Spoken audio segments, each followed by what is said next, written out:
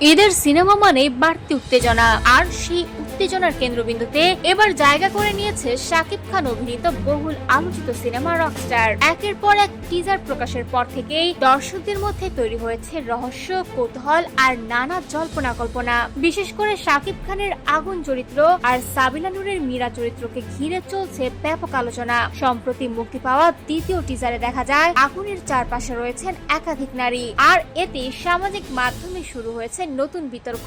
প্রশ্ন ওঠে, শেষ পর্যন্ত আগুনের হৃদয়ে জায়গা হবে কার? সেই প্রশ্নের জবাব যেন নিজেই দিলেন সাবিনা নূর। শনিবার নিজের ফেসবুকে একটি অন্তরঙ্গ ছবি প্রকাশ করেন এই অভিনেত্রী। ছবিতে আগুনের সঙ্গে ঘনিষ্ঠ মুহূর্তে দেখা যায় মীরাকে, আর ক্যাপশনে সাবিনার স্পষ্ট ঘোষণা, যত ফুলি থাকুক দিন শেষে আগুন শুধুই মীরার। এই এক বাক্যেই যেন নতুন করে উস্কে দিল রকস্টার ঘিরে দর্শকদের আগ্রহ। অনেকেই মনে করছেন এটি শুধুই একটি ছবি নয়, বরং সিনেমার গল্পের বড় কোনো ইঙ্গিত। আবার কেউ বলছেন এটি চমৎকার এক প্রমোশনাল কৌশল। শুরু থেকেই ব্যতিক্রমী প্রচারণায় নজর কেড়েছে রকস্টার।